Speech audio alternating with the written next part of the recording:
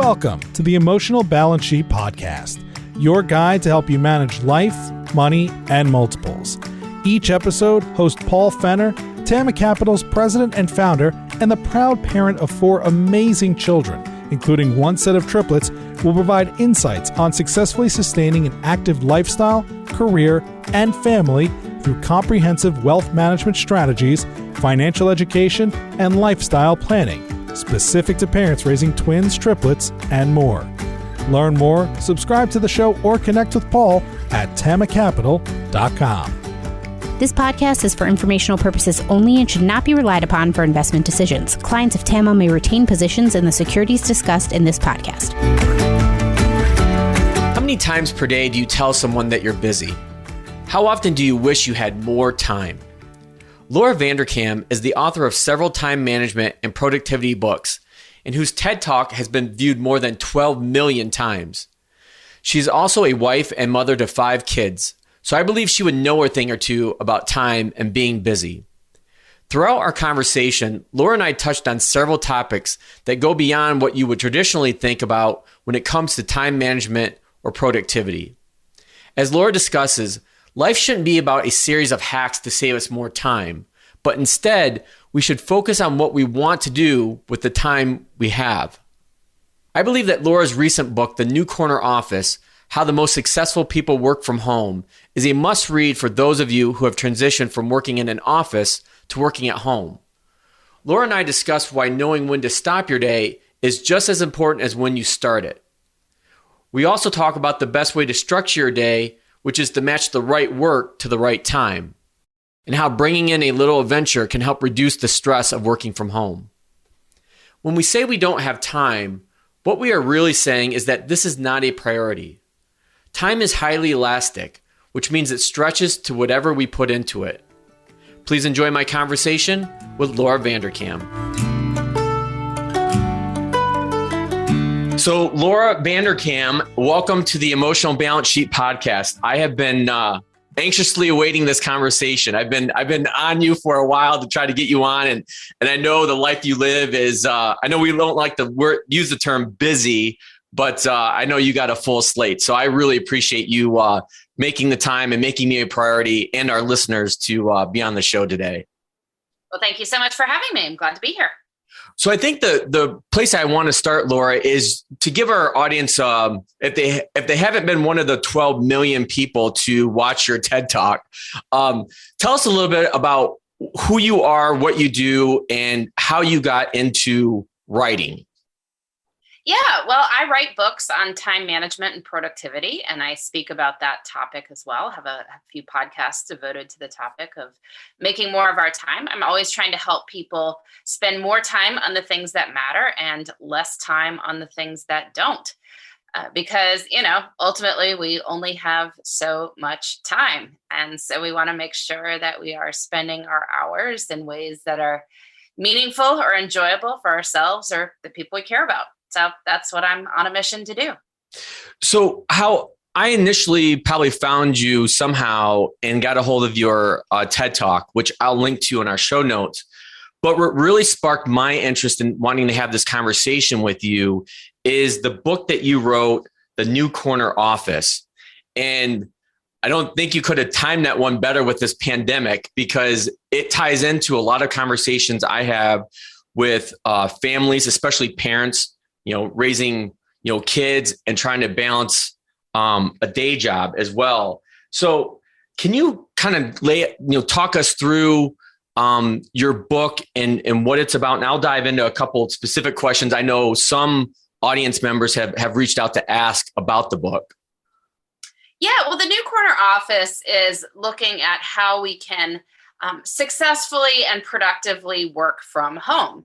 And certainly when the pandemic began, many people had some experience working from home. A lot of organizations let you do it on the occasional Friday, but it wasn't sort of widely adopted, even though, as we see, there's not really a whole lot of technology that exists now in 2022 that didn't in 2020.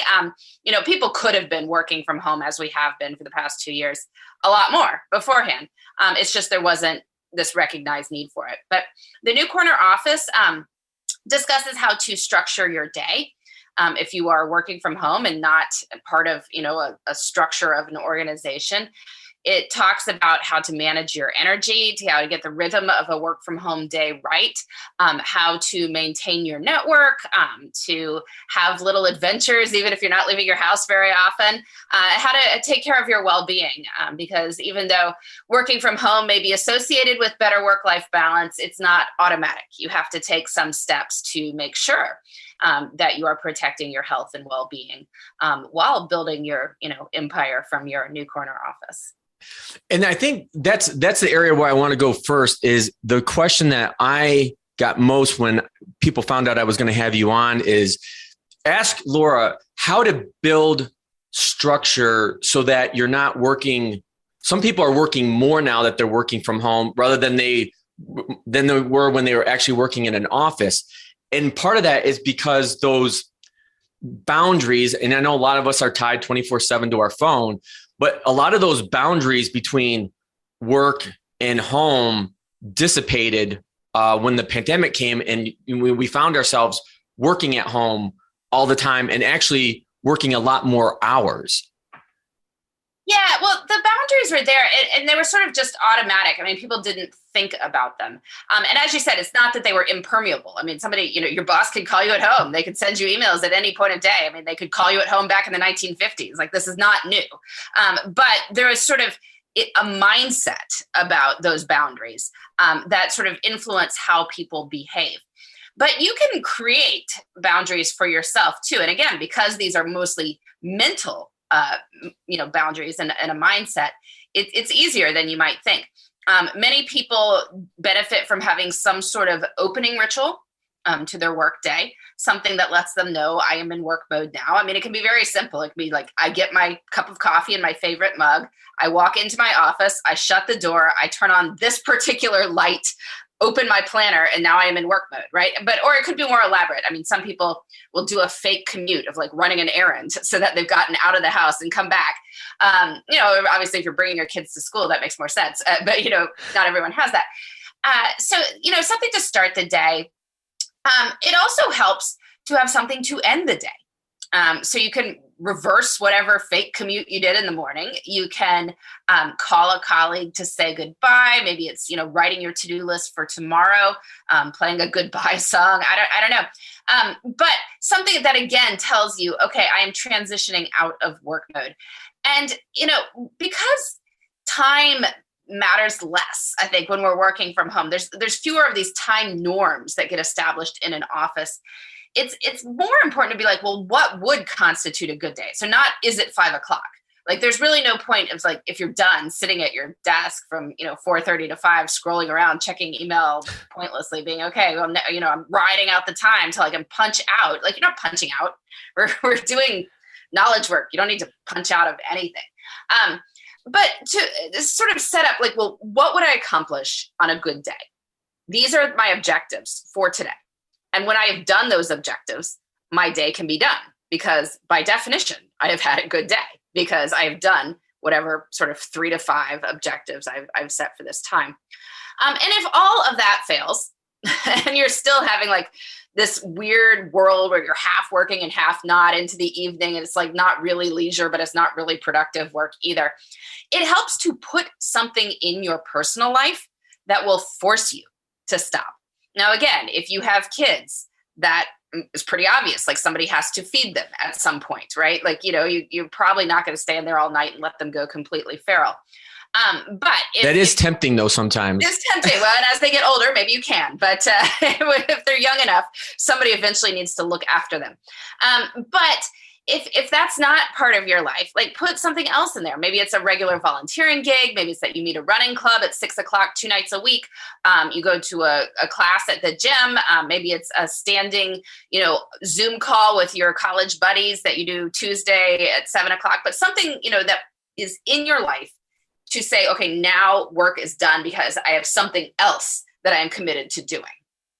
Yeah, that was actually, you kind of hit the nail on the head for me personally during the pandemic. And actually even now, like, I have a pretty hard cutoff at 4 o'clock every day because I go and get my kids off the bus.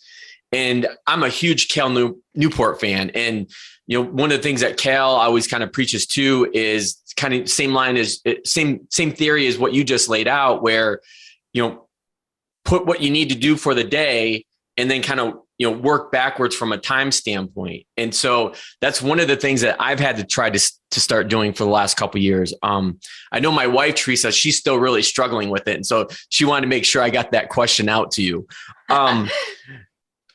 So, what is, and this goes back to, I think the book I read by Dan Pink, When, that you touched on, is when you're structuring your day, what's the best way to find the rhythm, if you will, that helps you do certain things in one part of the day better than another part of the day? Yeah, well, you really want to get the rhythm right. And while this will look different for everybody, there's certain commonalities that many people are dealing with. I mean, so you want to match the right work to the right time. And most of us have more discipline and energy and focus in the morning. You have that first cup of coffee, you are ready to conquer the world. You do not feel that way at 3 p.m. At 3 p.m., you do not feel like you are going to conquer the world. You are feeling like you would like to take a nap. So the mistake people make is that they, start their workday and they're like, I'm going to clear the decks. I'm going to get all this little stuff behind me, cross it off my list so that then I can focus on my big, meaty tasks for the day. And it sounds like that would work, but it just doesn't, because you spend an hour and a half clearing the little stuff off. Oh, look, it's time for my 11 o'clock meeting. You go to your 11 o'clock meeting, you get out, you're like, oh, I'm hungry. I'm going to go eat my lunch. And you come back, you check through your email again. It's, 1:30, 2 o'clock. You're right in that slump, right? And that's when you're trying to tackle your, task that requires all this brain power. So if you are a sort of standard person who has more energy and discipline in the morning, you are better off tackling that big task that's going to require your brain power first. And then you can do those little things that don't require as much brain power later in the day when you don't have as much brain power, right? So any sort of, returning standard emails, check-in meetings, right? Like if it's a meeting where you're not deciding the course of your business for the next year, like don't put it at 8:30 a.m. Like if you're checking in, like, oh, let's see, is everyone still doing their jobs? Oh, look at that. Everyone is still doing their jobs. Don't put that meeting first thing in the morning. That's a meeting you could have at 3 o'clock because nobody needs their full energy to do that. You also want to make sure you are taking breaks. We all do take breaks. We just don't necessarily take them consciously. And so if you want to have a good rhythm for a productive day, you want to proactively plan in your breaks during the time when your energy is going to dip. Why are those so difficult to schedule? Because you actually just rolled in one of my other questions is that I know it's important to take breaks, but it is really hard to do that. Well, I think you have to look at your schedule for the day and sort of block it out and say, okay, well, this is when I have my meetings and calls. This is the time that I have other than that. Here's where I'm planning to do X project and Y project. And here's, an hour for administrative stuff, and say, well, where can I sort of force in 10 minutes, in the morning, maybe 10 minutes mid-afternoon, and then a 30-minute lunch break or so. It's not that hard to find an hour of space. I mean, people definitely spend an hour of time during their day, not on work tasks. The question is just like, can you consciously recognize that that's what you're doing and take a real break instead? And if you can see like, oh yeah, I come back from my meeting and I don't have another one for an hour and I want to do this stuff, but you're going to spend the first 15 minutes cycling through those random transition rituals, like just scrolling through email, not really answering anything, checking, the weather, the news apps. Like people do that. That's a break. That is a break, but it just doesn't make you feel very rejuvenated. So if you can see as you look at the landscape of your day, yeah, that's probably what I'm going to come out of X meeting doing. Then you say, well, what if I consciously called my spouse during that time? Or if you're working from home, right, like go find the person and say hello for a minute, or go walk around outside for 10 minutes.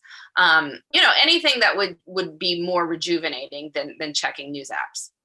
So how long in the research that you've done on this, how long does it normally take somebody to start getting into a rhythm or a better rhythm now that, we've been, doing work from home for, potentially 18 plus months now? Like, is there a time frame that people should expect to take to get to, where they're at today to where they want to be with this tomorrow? I mean, I don't think it has to take that long. Definitely working from home is a skill, but we've all been doing it now for a while, or at least a reasonable number of people have been doing it now for a while. And so they've got the basics down. It's just putting some thought into it. And if you try to build new habits, usually you can do so in a couple of weeks. And so, consciously choosing to do that and to work differently and with a little bit more mindfulness for the next few weeks, you could really change things up quite a bit and be in a much better place, within a month or so. One of the things that you touched on already that I wanted to ask as well in reading the book is you brought up this idea of how we can bring little adventures into our day and working from home. Can you elaborate on that a little bit? Maybe give us a couple examples. Yeah, well, I mean, one of the things that people really suffered from in the beginning of the pandemic is feeling like they never left their houses. And so sort of days bleeded into each other. You didn't know what day it was. Was it the weekend? Was it the weekday? Who even knows? Because you're just in the same place constantly. And, that might have made sense in the first few weeks of the pandemic when nobody really knew what was going on. But, we've reached a point where that's not necessarily the case. I mean, people are going out and about and doing stuff. And since that is the case, you can choose to put little adventures into your life in order to make days different from each other. And you don't have to do something every single day, but I think aiming for at least like one little adventure a week can be just, a little bit of spice to life. So, take advantage of the flexibility that you have. You're working from home. You can come and go perhaps a little bit easier without anyone commenting on it as they might have if you were at the office. Maybe it's going to a museum near you, a small museum near you that's only open from 9 to 3, right? And so now you could go for 45 minutes in the middle of the day, one day a week, just go do that as something. Or maybe it's, going for a run somewhere interesting, start work a little bit later or end a little bit earlier to go do that one day per week. Meet a friend for lunch. These are all things you can do just to make the weeks a little bit different, give you something to look forward to, something out of the ordinary that makes you remember where the time has gone. So I'd like to kind of pivot now and talk about your TED Talk. And like I said, I'll link to this in the show notes. And one of the things that I really took away from that is this phrase that you had: we don't build the lives we want by saving time. Can you unpackage that for us a little bit more detail? Yeah. So I think a lot of people, when they come to the topic of time management, people become obsessed with these little life hacks. Like, how can I do something in slightly less time? And I'm sure you've heard all of these ridiculous ones, like, clean the shower while you're in it. Soak your pasta before you boil it so it takes less time to boil. One that somebody told me once, if you send a lot of emails where the answer is okay, just type K instead of okay. It's like, okay, great. Like, we have saved ourselves a minute in the course of the day doing that. Like, what happened? Like, did we do anything with that minute? Like, did we change our lives into something wonderful in that minute? Like, you don't build the life you want by saving little bits of time here and there. Instead, it is really important to build the life you want. And then time tends to take care of itself. I know I am so much more efficient on things that I don't really care about when I am deeply involved in a project I'm excited about. Like, if I'm writing a book and getting really into it, I spend shockingly less time in my inbox, whether I'm saying K or okay in my emails, right? It has nothing to do with it. It's just that I'm naturally faster because I don't want to be doing it. I want to be doing something else. Or, if you have really exciting plans after work with a friend, like, chances are you're going to be very efficient getting through your work. And it's the same with all our time. Like, people are like, how could I put something else in our life? Well, you put something that you care about in, and everything else will kind of go around it. Time turns out to be fairly elastic in that regard. So instead of, telling people to try and be more efficient here and there, I think, just start with the good stuff. Start with what you really want to be doing that's meaningful or enjoyable for yourself and the people you care about. And probably you will find a quicker way to, clean the kitchen counter.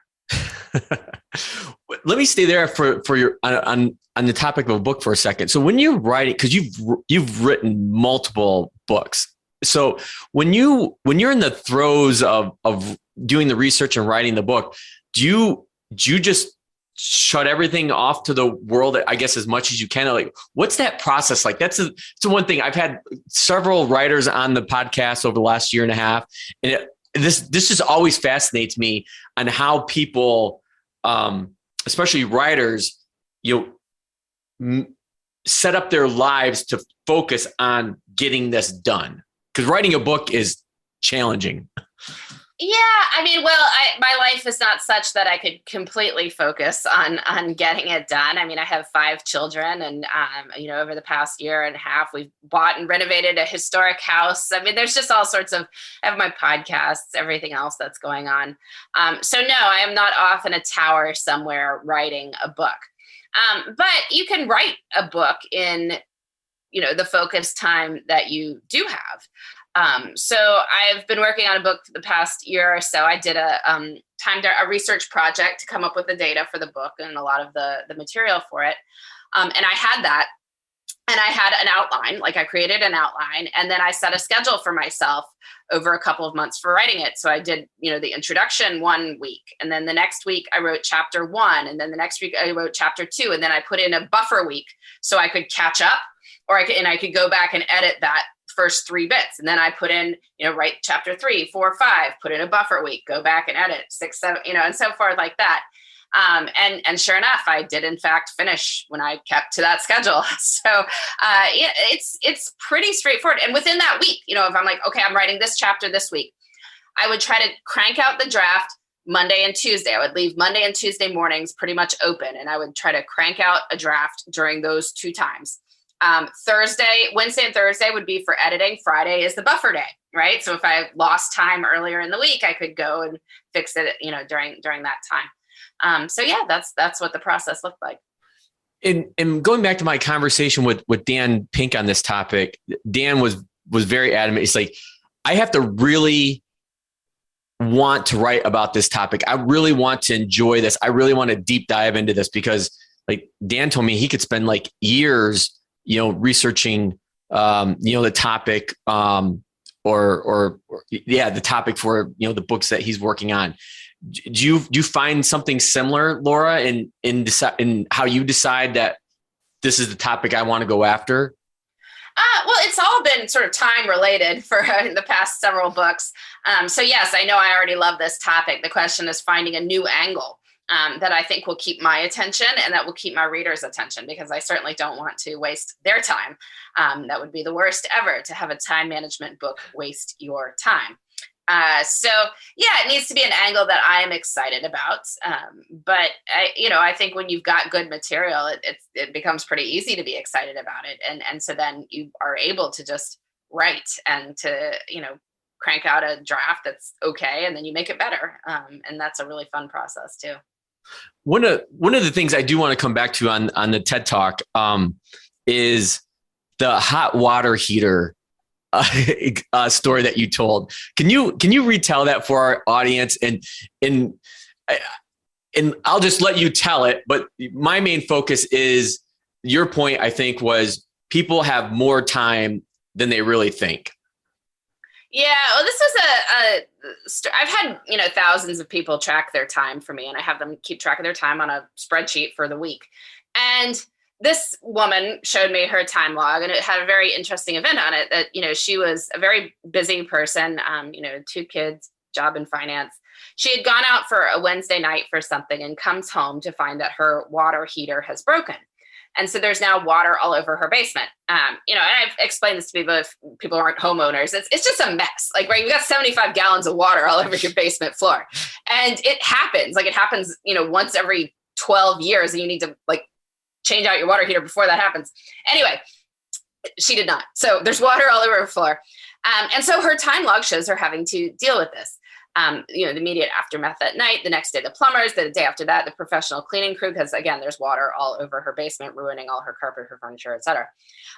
So her time log shows her dealing with this, and it winds up taking 7 hours of her week, which is kind of an interesting number because I feel like every article on time I read is something like, we're going to help our readers, our viewers, our listeners find an extra hour in the day, right? Which, if you think about it, is 7 hours in the week. And like, hey, she found 7 hours in her week to deal with this water heater.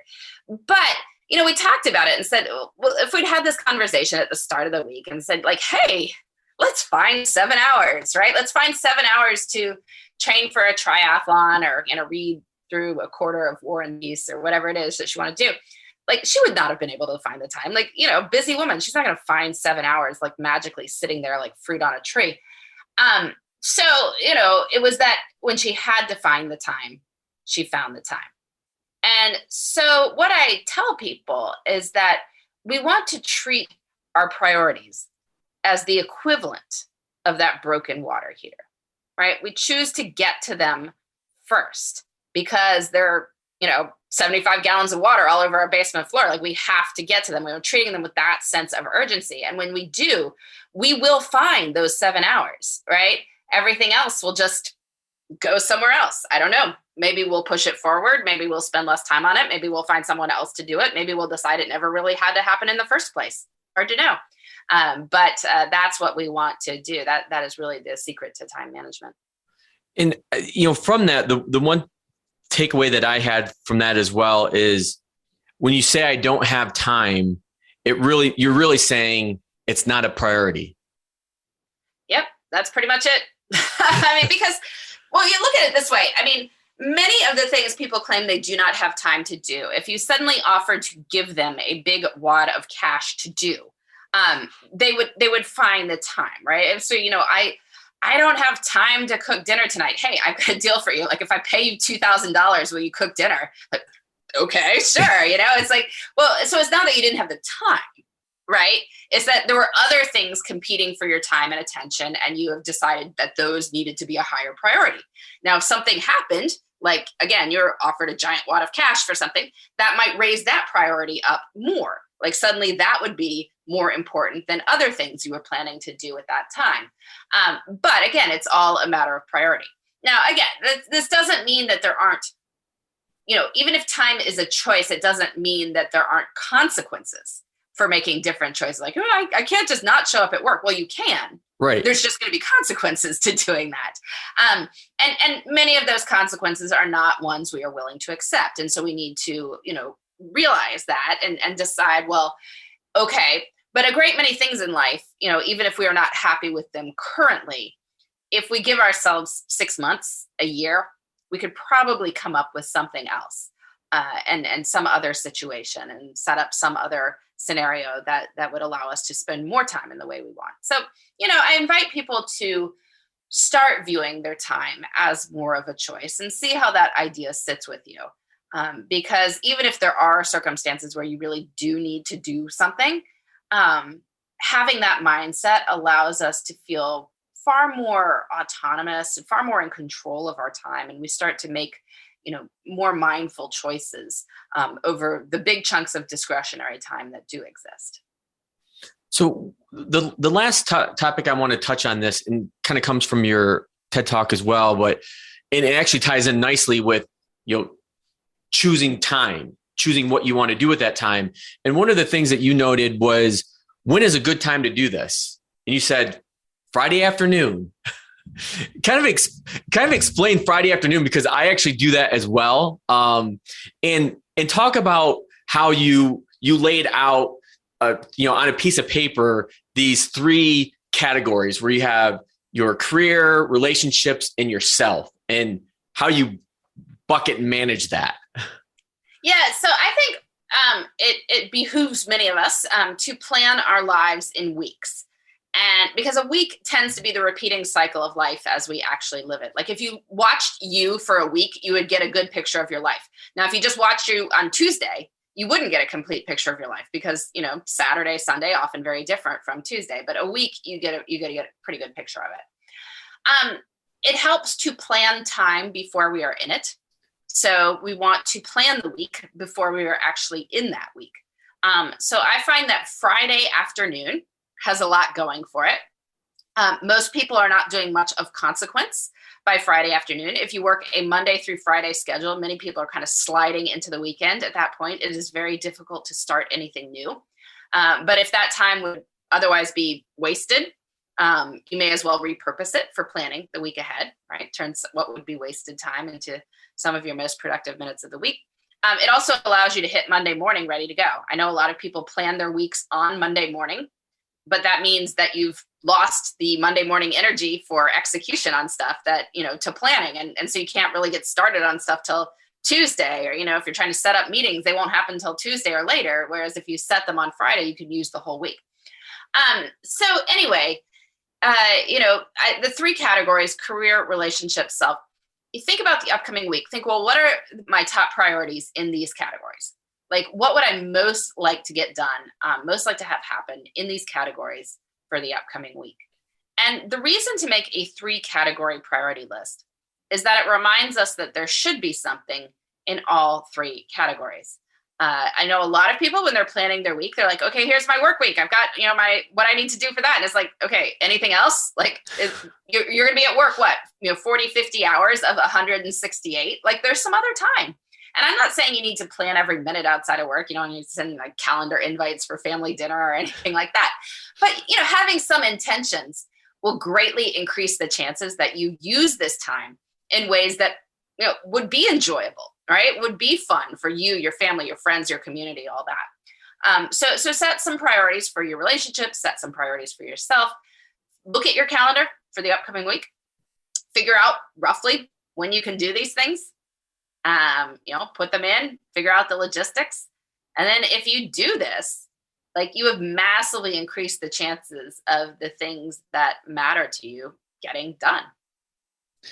Well, I think that is a really great way to wrap up our conversation on this new corner office in time management. So, I hope for our audience that, your expertise and enthusiasm for this topic really, comes out, because I can tell just by listening and seeing you via Zoom, you're really after helping people with this, which is, I greatly appreciate. And I've learned so much from your work over the years. So with that said, I want to get to my closing question, which for you is very apropos considering you have 5 children, is what is the best thing about being a parent? Well, I think what's really cool is seeing these new, these people in your life that, you had, like, you gave birth to, or your partner did. And so they're part of you guys, but they are their own little people. I mean, they are completely individuals in their own right, and they're in your life and you get to know them. And like, that's wonderful that you have made people who can now be your community, and be a community with each other. Like, I love watching the siblings together, knowing that they're going to have a relationship for the rest of their lives, hopefully, and have, formed that in my household. But we'll take that out when they launch themselves from my household. So yeah, I've really, especially as my kids have gotten older, I've enjoyed just, chatting with them, learning about their lives, their interests, and, helping where I can, but ultimately everyone has to sort of figure things out on their own. So, and mom says that it probably isn't true. Right. So, right. we're starting that phase right now. Yeah. Well, no, and they're wonderful people. So I'm really enjoying getting to know them as they come into their own. Yeah, that's, this is by far in the year and a half I've been doing the podcast. Obviously, I closed with this question. It's obviously my favorite, but the wide range of answers and responses, everybody's gives a different response, and I take away something from that in every conversation. And I just find it really interesting because, I never set out to have, a big family of 4, including a set of triplets, but, life happens. But it's definitely changed my life. And, here we are, Teresa and I, trying to take things one day at a time and, 11 years later, here we are. So yeah, no, it's true. Well, and I guess with triplets, you get to experience a lot of the same milestone sort of concurrently, right? It's yes, and you've got one other too, so it's not that you get everything about the milestone and then you move on and you never get to it again. I guess you've had you get at least 2 stops on each. Yeah, and to your point too, it's like I get the question, well, the triplets, they must be all the same, like they're all the same personalities. I'm like, no, they're all individuals. Yes. They are uniquely human in each of their own way. I just find this funny because people are their own people, and I remember back in the whole like cloning thing, like there was a big bioethics debate or whatever, and people were like, well, the clone, it would be the exact same person as you. I was like, well, do you not think, like, if you have an identical twin, like that person is not you, right? Like they have their own mind, soul, interests, whatever else. They are not you. And so, I don't know where we get this idea. Or people sometimes go into parenthood thinking that they're mini me, and it's like, no. Yeah, no, this person is so not you. It may be somewhat you in some ways, but in many ways, no. Well, Laura, I can't thank you enough for your time and being on the Emotional Balance Sheet podcast. We will definitely put a link to the New Corner Office, your book, your TED Talk, which has been viewed over 12 million times, which is utterly amazing. Is there anywhere else that people should go to find your work? Well, if you come visit my website, which is lauravanderkam.com, you can find out all about my books, my podcasts, Before Breakfast, which is a short every weekday morning tip on how to take your day from great to awesome, and Best of Both Worlds, which is about combining work and family from the perspective of people who love both. So hopefully people can check those out. Great. We'll link to that as well. Thanks, Laura. We look forward to talking to you soon. Thanks for having me. Thank you for listening to this episode of the Emotional Balance Sheet Podcast. Please visit tamacapital.com to subscribe to this podcast or to connect with certified financial planner and registered investment advisor Paul Fenner of Tama Capital. And please join us again next time on the Emotional Balance Sheet Podcast.